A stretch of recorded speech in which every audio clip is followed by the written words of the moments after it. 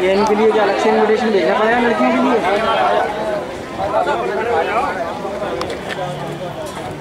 इनके लिए अलग से इन्विटेशन भेजना पड़ेगा, ये अलग है क्या? अरे अब तो ये खोल लो ये।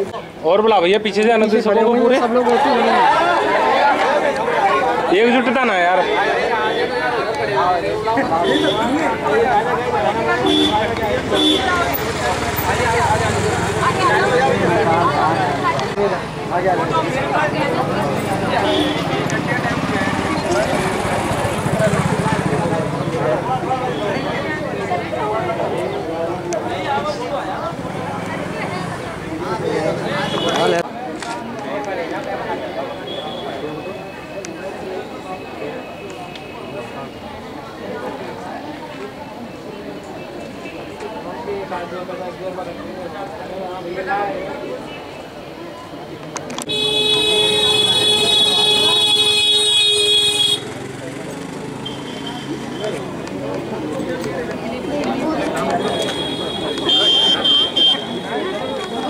आज की बात हो रही है, तो पहले हो चुका।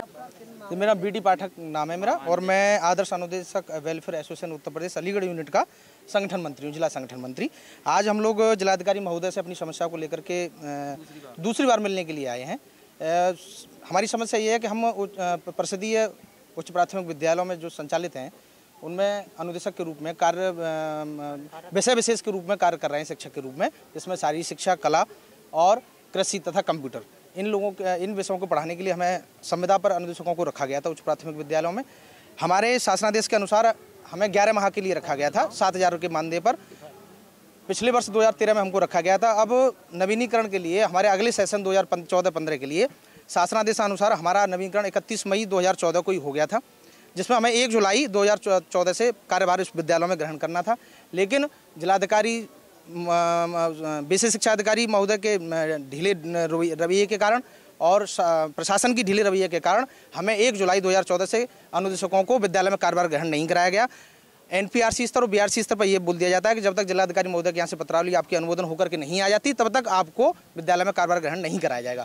उस समय जिलाधिकारी महोदय को ज्ञापन सौंपा था, उसमें क्या आश्वासन? जी, जिलाधिकारी महोदय उस दिन किसी कार्य से बाहर थे, तो शायद मेरे ख्याल से उनके एसएलओ जो ऑफिसर थे उनको हमने ये ज्ञापन सौंपा था और उन्होंने हमें विश्वास दिलाया था कि हम अगले 2 दिन में आपकी इस समस्या को समाधान कराएंगे। लेकिन कोई कार्रवाई नहीं की? जी नहीं, कुछ अभी तक कोई कार्रवाई नहीं है। हमारी मांग ये है कि हमारा रिन्यूअल 1 जुलाई से लागू किया जाए और हमारी पत्रावली जो लंबित है उसको अतिशीघ्र, क्योंकि हम लोग सब इसी पर आधारित हैं, हमारा भविष्य पूरा इसी पर आधारित है। ये बच्चों के भविष्य के साथ खिलवाड़ किया जा रहा है और बच्चों की जो शिक्षा हम पढ़ाते हैं, अगला कदम अगर हमारी जिलाधिकारी महोदय से आज मुलाकात होती है, हम ज्ञापन उनको सौंपेंगे और जो वो आश्वासन हमको देंगे, जो विश्वास दिलाएंगे, उस पर हम विश्वास करेंगे। अगर उसके बाद भी अगर हमारा नहीं होता तो फिर जिला स्तर पर और प्रदेश स्तर पर हम संघर्ष करेंगे और हमारे धरना प्रदर्शन आंदोलन जारी होंगे प्रदेश अध्यक्ष के निर्देशानुसार।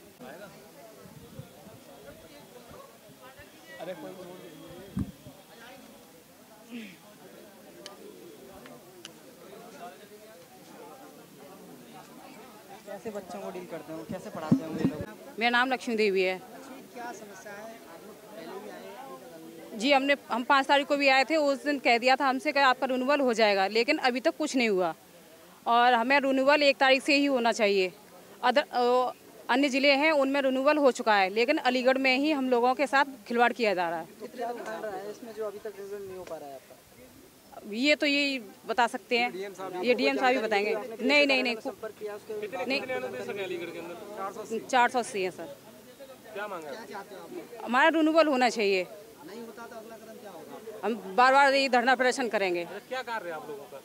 हमारा है बच्चों को भविष्य को सुधारना, पढ़ाना। अरे शर्मा जी कहाँ गए? बैठे ऊपर।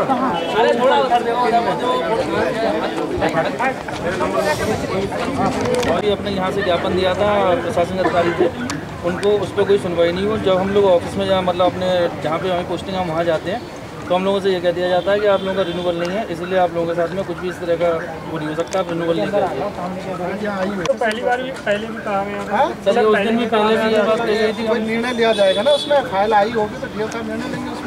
सैटरडे को आए थे तब भी यही जी सर, और सर उसमें सबसे बड़ी समस्या ये